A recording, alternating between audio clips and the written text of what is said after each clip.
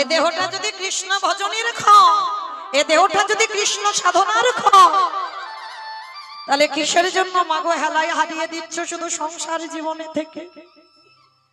শুধু সব আমার আমার করে, আর যেটা প্রকৃত আমার সেইটাই ভুলে যাচ্ছি। তাই চরণ ধরে বলে যাব বাবা, সময় থাকতে থাকতে শুধুমাত্র দেহটা রেখে দাও সংসারে, আমার দেহ মন প্রাণটা একেবারে সঁপে দিও না। শুধু মনটা আমার গোবিন্দ চরণে রেখে ভজন করো। এ জন্মে নাই বাহ, এর পরের জন্মে নাই বাহ, তারপরের জন্মে নাই বাহ। সাধিতে সাধিতে যদি কৃষ্ণ কৃপা করে, এ জন্মে না হয় জন্ম জন্মান্তরে। কি গো মাইরা, এ জন্মে এত কীর্তন শোনেন, আমি এত কীর্তন গাই, কৃপা হবে না? বিশ্বাসটা রাখতে হবে। এ জন্মে দর্শন নাই বাহ, এর পরের জন্মে দর্শন নাই বাহ, কিন্তু একটা না একটা জন্মে তাকে আমার সামনে দাঁড়াতেই হবে। এইভাবে ভগবানকে ভালোবাসতে হবে, তবে তো ভগবানের কৃপা দর্শন পাওয়া যাবে। আমরা একটা প্রথা, একটা নিয়ম মেনে চলি বাবা, যে নারীর নাকি প্রথম সন্তান মারা যায়, সে নারী নাকি শুভ কাজে লাগে না, সেই নারীর মুখ দেখে গেলে আমাদের যাত্রা নাকি অশুভ হয়ে যায়। কি মায়ের আমরা বলি না, যে নারীর প্রথম সন্তান মরে যায় ওই নারী শুভ কাজে লাগে না, যদি সকাল সকাল উঠে ওই নারীর দেখে কোথাও যাও তোমার যাত্রা অশুভ হয়, বলি তো মা, বলি আমরা। কিন্তু এইবার আমি যে কথাগুলো বলবো অনুভব করে দেখবেন। চৈতন্য মহাপ্রভুর মা শচী ঠাকুরানী, তিনি তো প্রথম কোলে বাবা বসে 8টা কন্যা সন্তান মারা গেছে। অদ্বৈত আচার্যের প্রণামে একটা একটা করে মেয়ে শচীমার কোলে বসে মারা যায়। কোনটা 8 দিনের শিশু, কোনটা 10 দিনের শিশু, কোনটা 5 দিনের, একটা একটা করে কোলে আসে আর একটা একটা করে দেহ রাখে।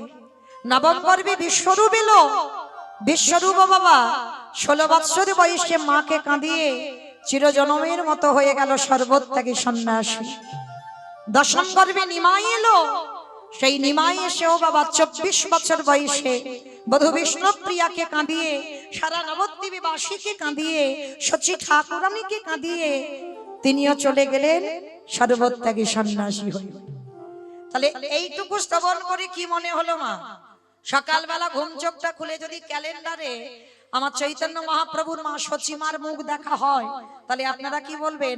আজকের আমাদের দিনটা খারাপ যাবে? ভেবে কথা বলতে হবে, মন গড়া কথা বললে তো হবে না। একটা গ্রন্থে দেখাতে পারবেন না বাবা এরকম নিয়ম। কারণ শুধু একটাই কথা মনে রাখবে, তুমি তোমার কর্মের শাস্তি পাচ্ছ। কর্ম কাউকে কোনোদিন ছাড়ে না বাবা, না ছেড়েছে মহাভারতে গান্ধারীকে, ছেড়েছে মা। 100 পুত্র আর একটা কন্যা সন্তান ছিল দুঃশলা, 100টা পুত্র সন্তানকে কুরুক্ষেত্রের মাঠে বাবা নিধন করলো। কেন?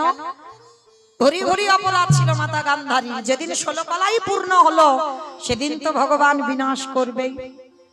ঠিক তদ্রূপ বাবা আমরা বহু মানুষ আসি, বহু মানুষ এই জড়জগতে বহু মানুষ আসি না, এই একজনের কাঁধে চাপিয়ে দেয়, বলে অমুকের জন্য আমার জীবন বরবাদ, বলে না মা? এই গ্রামাঞ্চলে বা যেখানে সেখানে দেখবেন যদি কারোর জীবনে দুঃখ নেমে আসে না, সে নিজের দিকটা দেখবে না যে আমার কর্মের শাস্তি আমি পাচ্ছি, সে অন্যের ঘাড়ে চাপাবে। বলে অমুকের জন্য আমার জীবন বরবাদ হলো, অমুকের জন্য আমার জীবন নষ্ট হলো, অমুকের জন্য আমার জীবনে এত কষ্ট। কিন্তু না ভাই, তুমি তোমার কর্মের শাস্তি পাচ্ছ, কারোর দোষ চাপিয়ে দিও না। মহাভারতে গান্ধারীর দিকে একবার তাকিয়ে দেখো, যারা শাস্ত্র জ্ঞানী হবে, যারা জ্ঞান অর্জন করেছে বাবা, জীবনে কারোর ঘাড়ে চাপিয়ে দেয় না।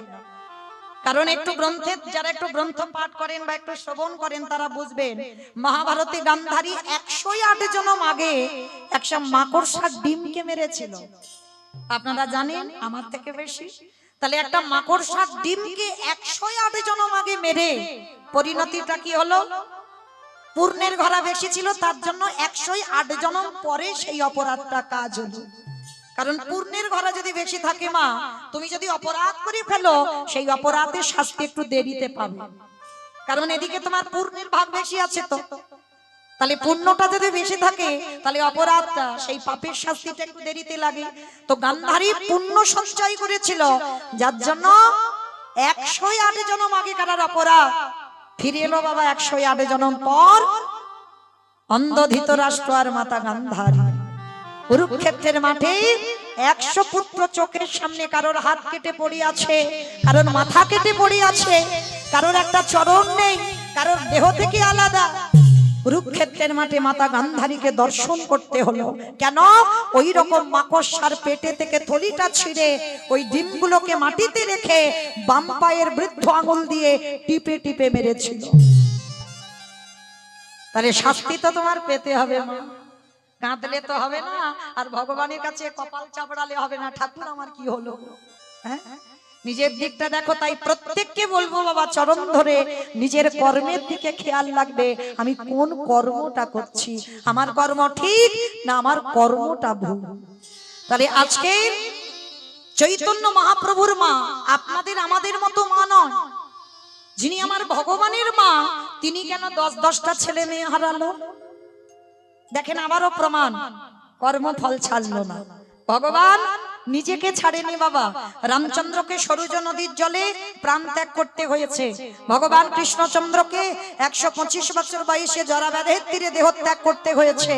চৈতন্য মহাপ্রভুকে 48 বছর বয়সে বাবা দেহ ত্যাগ করতে হলো। তাহলে ভগবান নিজে নিজেকে ছাড়েনি। শ্রীমতী রাধারানী যে প্রাণ, যে জীবন, যে এক পলক রাধারানীকে না দেখে থাকতে পারে না, সেই রাধারানীকে 100 বছর কাঁদিয়েছিল। তাহলে আপনারা কি বলেন বাবা? তারা নিজেদেরকে ছাড়েনি, আর আপনারা আমরা তো তুচ্ছ, আমাদের ছাড়বে বলে মনে হয়? চৈতন্য মহাপ্রভুর মা 10-10টা ছেলে এমনি এমনি হারায়নি মা। কেউ শেষের জীবনে কোলে ছিল না। একটু লক্ষ্য করেন, শেষের ছেলে নিমাই যদি বা ছিল 24টা বছর, তারপরে কিন্তু মাকে কাঁদিয়ে চিরজনমের মতো চলে গেল।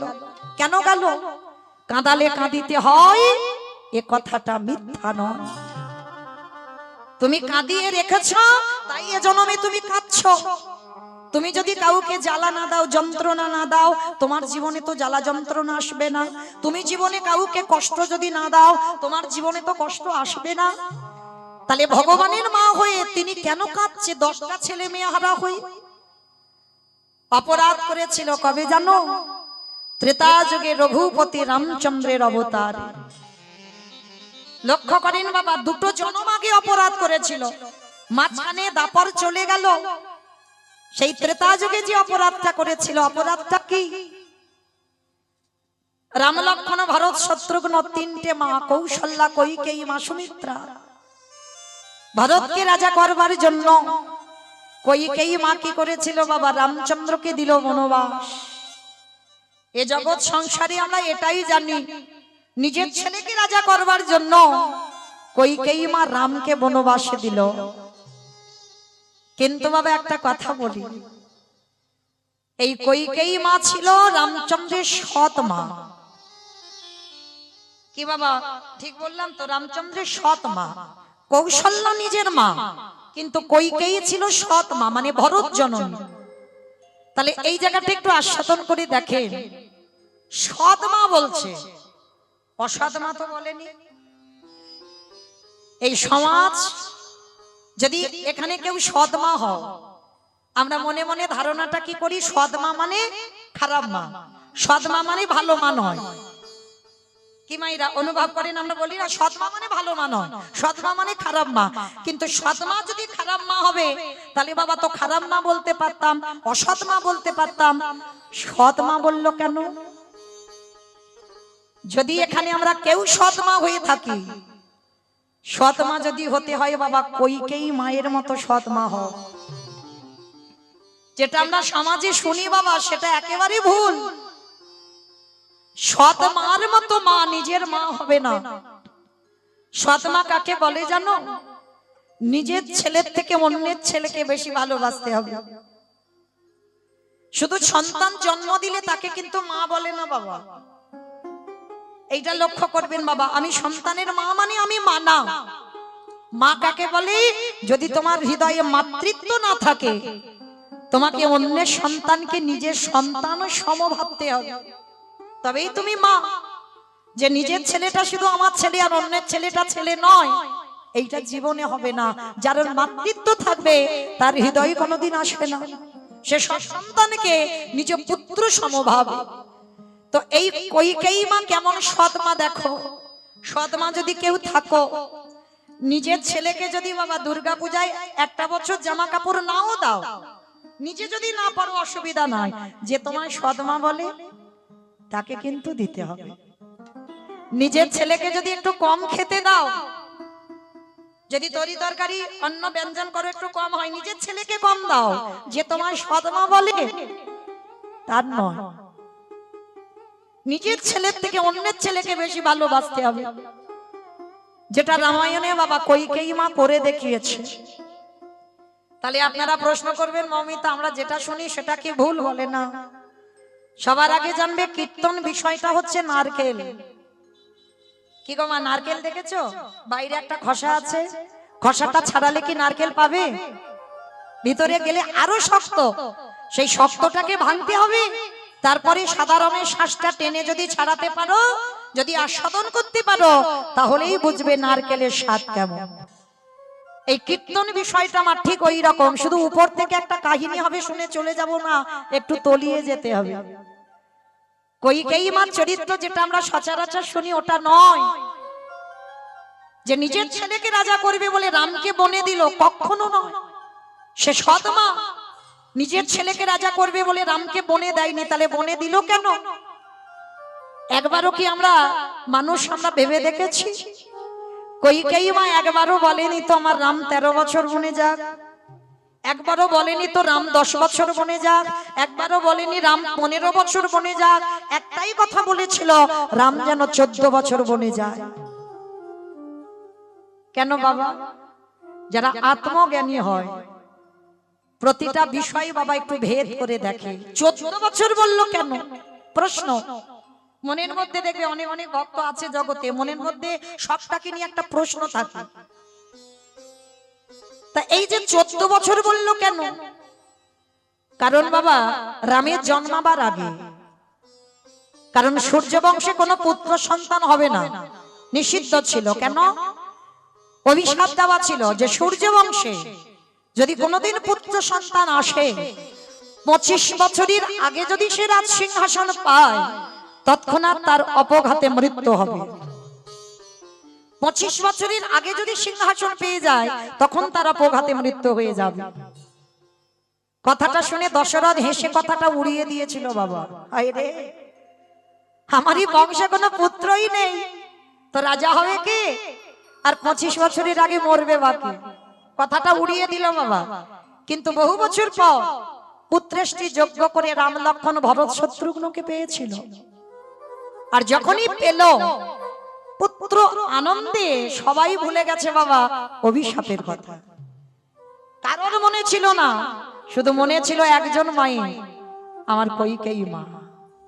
কেমন সৎমা দেখো, কইকেয়ী মার মনে ছিল রামের 12 বছর বয়স, অভিষেক হবে। অযোধ্যায় চারিদিকে বাবা আলোয় আলোকিত, কোন ঘর অন্ধকার নেই, চারিদিকে আলোয় আলোকিত হয়ে আছে। রাজ্যাভিষেক হবে রামচন্দ্রের, 12 বছর বয়স। কইকেয়ী মা ঘরের জানালা দরজা বন্ধ করে ডুকরে ডুকরে কাঁদছে। এদের তো কারোর মনে নেই রাম যদি সিংহাসনে বসে রামের অপঘাতে মৃত্যু হবে, কারোর খেয়াল নেই। কারণ অভিশাপের কথা সবাই আনন্দে ভুলে গেছে। আর আমি যদি এখন বলি, আমার কথা কেউ বিশ্বাস করবে না, মানবে না অভিশাপের কথা, কথাটা উড়িয়ে দেবে সবাই। তাই কইকেয়ী বসে নিজে ভেবে নিল, এখন 12 বছর বয়স, আমি যদি ছলে বলে কলে কৌশলে যদি 14টা বছর রামকে বনে পাঠাতে পারি, তাতে আমার যাই হোক, তাতে যদি আমার মৃত্যুদণ্ড হয় হোক, কিন্তু 14 বছর যদি রাম বনে থাকে, 12 আর 14তে কত হলো মা? 26। তাহলে 25 বছরের আগে সিংহাসনে বসলে অপঘাতে মৃত্যু, তা রাম বন থেকে যখন আসবে তখন তো 26 হয়ে যাবে। আর তারপরে যদি সিংহাসনে বসে, তখন তো আমার রামের অপঘাতে মৃত্যু হবে না। হিসাব করে নিল ভরত আর রাম 2 দিনের ছোট বড়। তাহলে এইবার অনুভব করে দেখেন বাবা, ভরতের বয়স তাহলে কত ছিল? একে বলে সৎ মা। মা জানি আমার ভরত যদি সিংহাসনে বসে আমার ভরতের মৃত্যু হবে, তথাপিও কিন্তু কইকেয়ী মা বলল, মরতে যদি হয় আমার ভরত মরুক, আমার রাম যেন ভালো থাকে, আমার রামের অঙ্গে যেন একটা আঁচড় না লাগে। ভক্ত বাৎসল্য ভগবান জগতে কেউ জানতে পারলো না, কিন্তু ভগবানের হৃদয় তো জানে বসো। রামচন্দ্র মনে মনে ভাবলো, ধন্য মা ধন্য, তুমি সৎ মা হও আমার ধন্য। যার জন্য বাবা 14 বছর পর রাম যখন বনবাস থেকে ফিরে এলো না, অযোধ্যার দরজার ধারে দাঁড়িয়ে চিৎকার করে ডেকেছিল, মা মাগো। যখনই মা বলে ডেকেছে, কৌশল্যা মা ছুটে এসেছে, রাম রাম, এই তো বাবা আমি তোর মা এসেছি। না মা, আমি তোমারই ডাকিনি। সুমিত্রা মা এসে বলছে, বাবা এই তো রাম, আমি তোর আর একটা মা। না মা, আমি তোমাকে ডাকিনি, আমার কইকেয়ী মা কই? রামকে বনবাসে দিয়েছিল বলে ভরত কইকেয়ী মাকে সারা জীবনের মতো ত্যাগ করে দিয়েছিল। এটা শাস্ত্র বিধান বাবা। কৃষ্ণ ভজনে কেউ যদি বাধা দেয়, সে স্বামী হোক, বাবা হোক, মা হোক, গুরুদেব হোক, যে কেউ হোক, তাকে ত্যাগ করা তৎক্ষণাৎ বাঞ্ছনীয়। ভরত করেছিল নিজের মাকে ত্যাগ, রামকে বনে দিয়েছিল বলে। কারণ লক্ষণের থেকে হাজার তুলনায় বেশি ভরত তো বেশি রামকে ভালোবাসতো।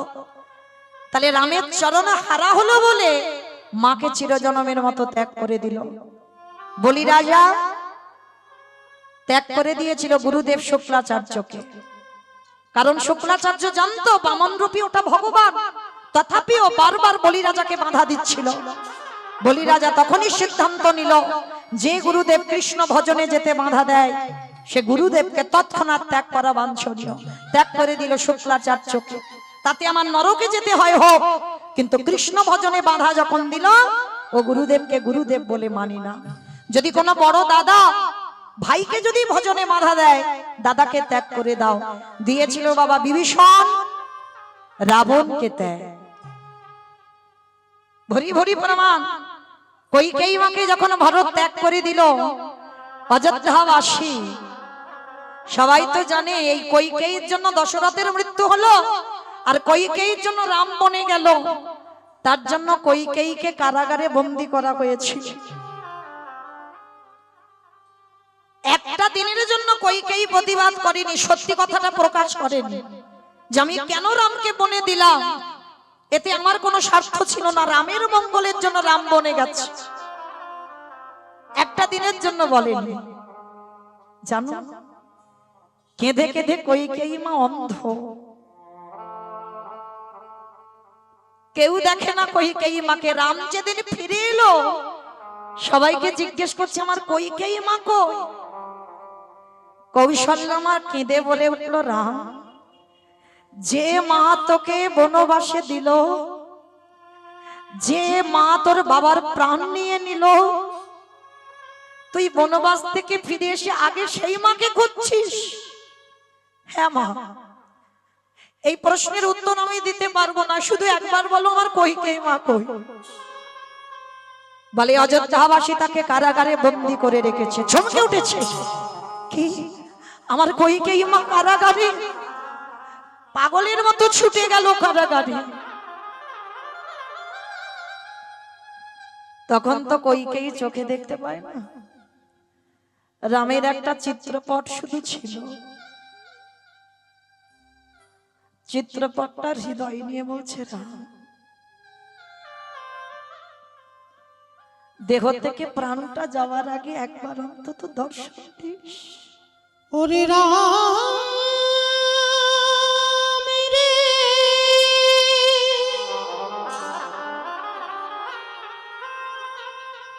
একেবারে দেখা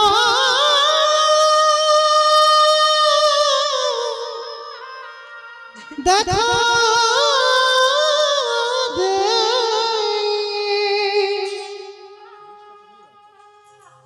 ওরে তুই নাকি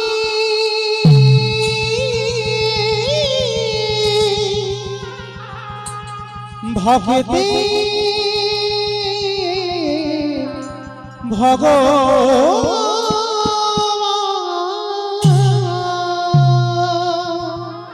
রামচন্দ্র দরজা দিয়ে ছুটে গিয়ে আছাড় খেয়ে বলল কইকেয়ী মার চরণে। আর যখনই কইকেয়ী মার চরণে লুটিয়ে পড়ল, কে? সর্বাঙ্গে হাত বুলিয়ে দেখছে, কে বাবা তুমি? আমার হঠাৎ দেহটা শীতল হয়ে গেল কেন? বাবা পরশমণি পাথরের নাম শুনেছেন? লোহাতে ঠেকালে লোহা নাকি সোনা হয়ে যায়। আর কেউ যদি এই জগতে একবার ভগবানের চরণ আশ্রয় পায়, কেউ যদি একবার ভগবানের চরণ পরশ পায়, তার হৃদয়টা সোনার থেকে আরো দামি হয়ে যায়। যেই না রাম প্রণাম করেছে, রামের মাথাটা কইকেয়ী মার চরণে,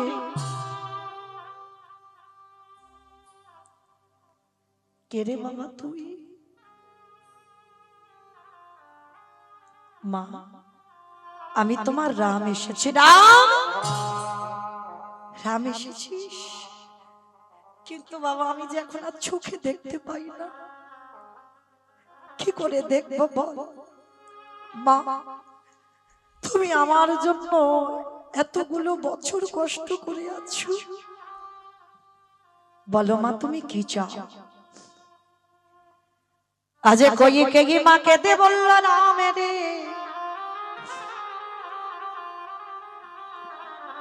তোর চরণে আমার নিবেদন, যদি একান্ত আমাকে কিছু দিতেই চাস খোকারে, এর পরের জন্মে তোকে যেন পুত্র রূপে আমি কোলে পাই রে।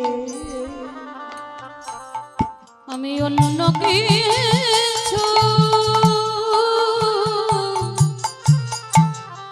আমি অন্য কিছু চাহি না রে, যেন পুত্র রূপে তোকে কোলে পাই রে। কইকেয়ী যেই না নয়ন জলে বুক ভাষায় বলল, রাম রে আমি যেন তোকে পুত্র রূপে কাছে পাই।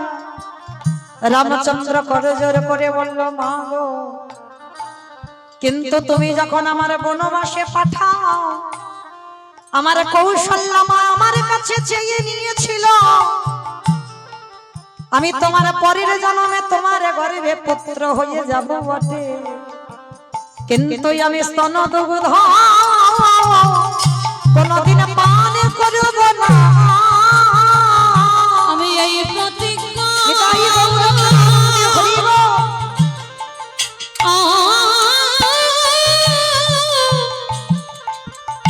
আমি করি রাখলাম, কোনদিন স্তন দুগ্ধ পানে করব না। তাহলে মায়েরা রামচন্দ্র আশীর্বাদ দিল, কথা দিলাম মা তোমার গর্ভেই আমি যাব।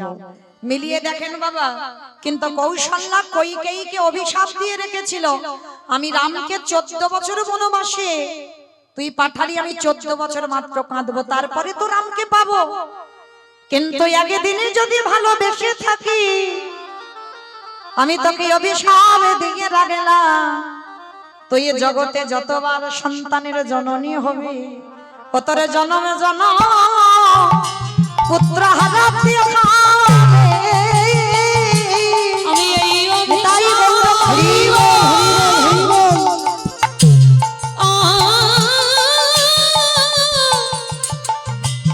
আমি করি রাখলাম, জন্ম জন্ম পুত্র হারা হতে হবে। বেশ, তাহলে মিলিয়ে নেন বাবা। সেই কইকেয়ী মাকে হলো প্রথমে জন্মে হলো দেবকী।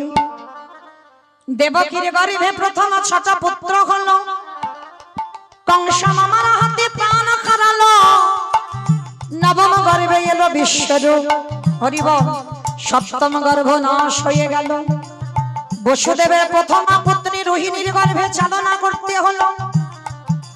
অষ্টম গর্ভে এলো আমার কৃষ্ণচন্দ্র। আরে যখনই কৃষ্ণচন্দ্র আবির্ভূত হলো ভাদ্র কৃষ্ণাষ্টমী তিথিতে বসুদেবে মাথায় করে নন্দালয়ে রেখে এলো। মাইনা হিসাবগুলো করে রাখবেন। প্রথম জন্মেই 8টা সন্তান চলে গেল। আর দ্বিতীয় জন্ম কোথায় হলো? যারা যাবেন জগন্নাথ দেব দর্শনে পুরী ধাম, এই জগন্নাথজিকে দর্শনে যারা যাবেন, এই জগন্নাথ দেখবার আগে বাবা দুটো বস্তু আগে দেখতে হয়, তারপরে জগন্নাথ দেখতে হয়। কি? একটা হলো 18 নালা, আর আরেকটা হচ্ছে ওই পুরী ধামের মন্দিরের ভিতরে আছে বাবা গরুড় ধ্বস্তম্ভ। আজও আছে বাবা মহাপ্রভুর হাতের চিহ্ন। ওই গরুড় ধ্বস্তম্ভ দেখবেন একেবারে লম্বা মতো পাথরের একটা গোল, ওইটাকে পরশ করে একবার প্রণাম করতে হয়। এই দুটো বস্তু আগে দর্শন করে তারপরে তুমি জগন্নাথ দেখবে, তারপরে জগন্নাথ দেখায় ফল হয়।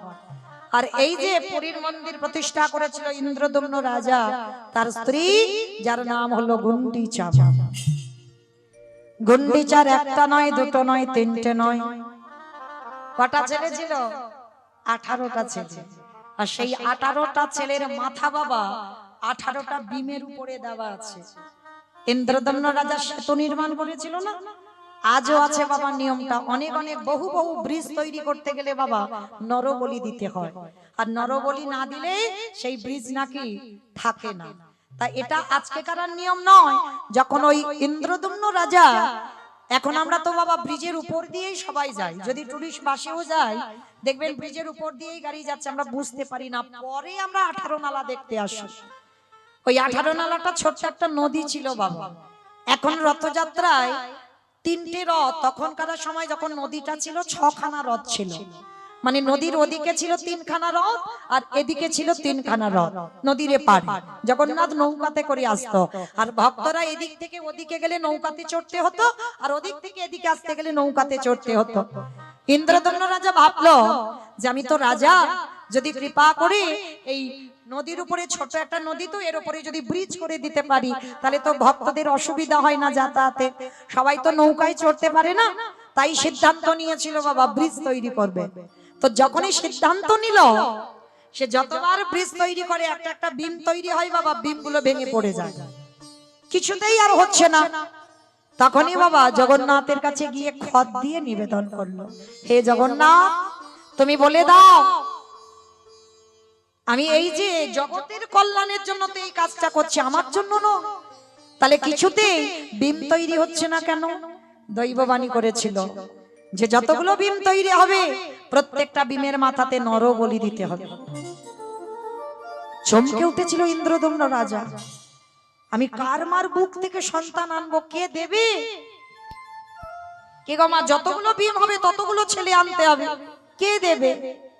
ইন্দ্রদম্ন রাজা ভাবলো, জগন্নাথ আমি এত ভাবছি কেন, আমার নিজেরই তো 18টা ছেলে আছে, তাহলে একটা একটা করে ছেলের মাথা কেটে দিলেই হয়।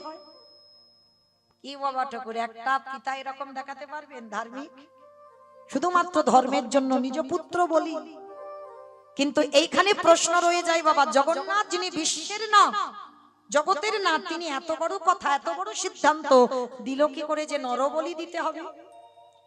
ব্রিজ তৈরি হবে হবে, কিন্তু নরবলি দিতে বলছে কেন? কারণ আছে বাবা, কারণ না থাকলে বলতো না। কারণটা কি জানো? এই 18টা ছেলে চেয়েছিল গুন্ডিচা মা, জগন্নাথের কাছে 18 বার বলেছিল, জগন্নাথ আমায় পুত্র দাও, পুত্র দাও, পুত্র দাও, পুত্র দাও। 18 বার বললো, 18টা সন্তান দিল, কিন্তু একটাও ছেলে কেউ ধার্মিক নয়, সব অধার্মিক। সকাল হলে বাবা এমন ছেলে ছেলে করলো, ছেলে পেল কিন্তু সকালে কান পাতা দেয়। তখনই ইন্দ্রদম্ন আর গুন্ডিচা দুইজনে জগন্নাথের কাছে গিয়ে প্রকাশ করলো, প্রভু আজকের 18টা ছেলে দিলে ঠিক, কিন্তু একটাও তো ধার্মিক নয়। বলো না প্রভু, 18টা ছেলে মুক্তি পাবে কি করে, এরা উদ্ধার পাবে কি করে, তুমি পথ করে দিও। তাই তো জগন্নাথ পথ করে দিল। হরি বল। কি গো, কেঁদে রেখেছো, চেয়ে রেখেছো, তাই তো পথ করে দিল। তাহলে এইখানে বলা যায় যে 18টা ছেলেকে কেটে বলি দিয়ে একেবারে এইভাবে মুক্তি, বলে এমনি এমনি নয়। 18টা ছেলের মাথা তো ওই বাবা ব্রিজের উপরে আছে, মুক্তি কি করে হবে দেখো। সাধুগুরু বৈষ্ণব যখন 18 নালার উপরে দিকে কেটে যায়, আর ওই সাধুগুরু বৈষ্ণবদের চরণ ধুলার পরশে পেয়ে ওই 18টা ছেলে পূর্বপুরুষ উদ্ধার হবে। ওই ভক্ত এটাই গৌর হরি বল, হরি বল। ওই ভক্ত পদ ধুলি মাথায় নিয়ে তাদের পূর্বপুরুষ উদ্ধার পাবে। তাহলে লক্ষ্য করেন বাবা, সেই একটা একটা করে 17টা ছেলেকে বলি দিয়েছিল, একটা ছেলে গুন্ডিচামা রেখে দিয়েছিল। একটা ছেলেকে ইন্দ্রদম্ন রাজাকে বলেছিল, স্বামী আমি জীবনে তোমার ধর্ম কাজে বাধা দিইনি, আমার চোখের সামনে তুমি একটা একটা ছেলেকে বলি দিয়েছো, আমি কিছু বলিনি, একটা ছেলেকে মা বলার মতো রাখো না গো। ইন্দ্রদম্ন রাজা কতটাই ধার্মিক দেখেন, সেই দিন থেকে বাবা গুন্ডিচামাকে চিরজনমের মতো ত্যাগ করেছিল, ধর্ম কাজে বাধা দিয়েছে।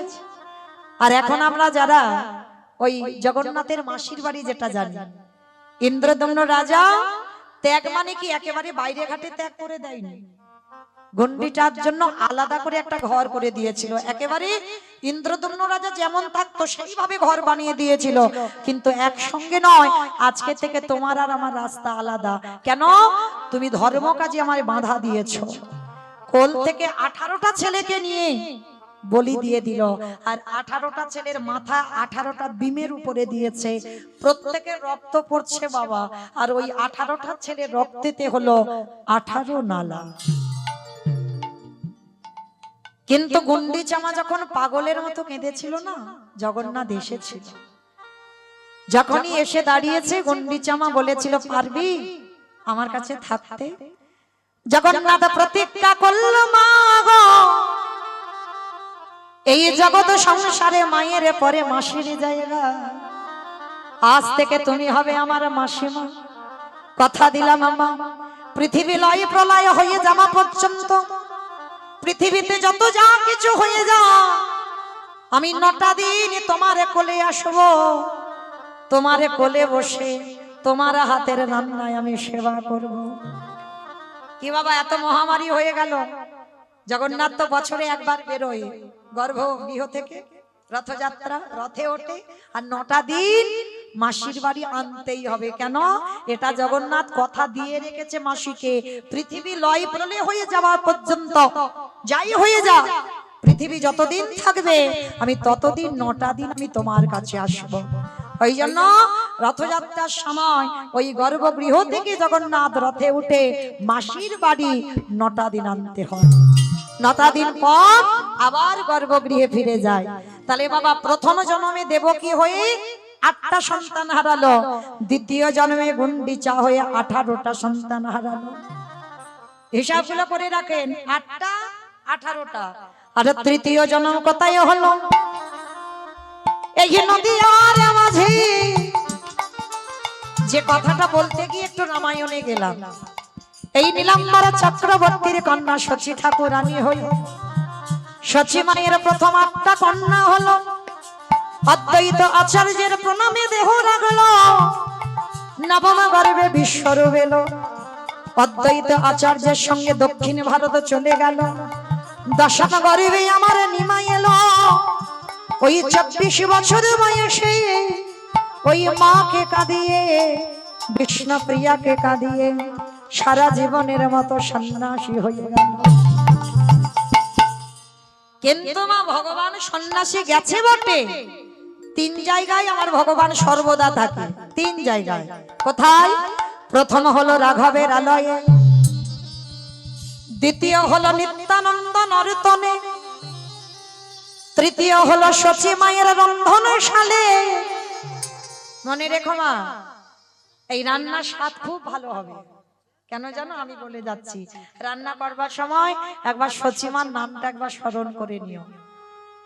ভগবান চৈতন্য মহাপ্রভু যেখানে থাকুক না কেন কথা দিয়ে গেছে, সন্ন্যাস নেবার পরেও তিনটে জায়গায় থাকবো: রাঘবের আলয়ে, নিত্যানন্দ নর্তনে, সচি মায়ের রন্ধনশালে।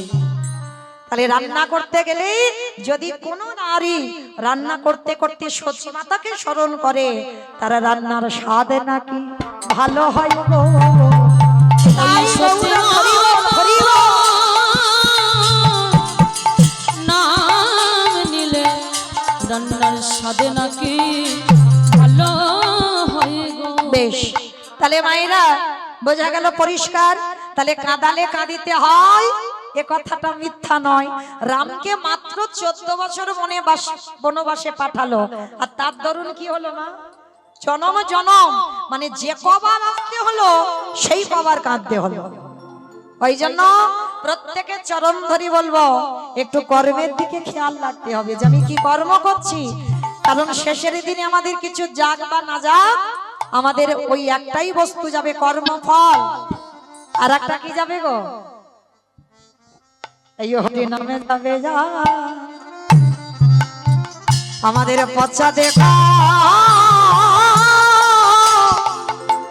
দেখো যাবে। যেদিন ভব পারে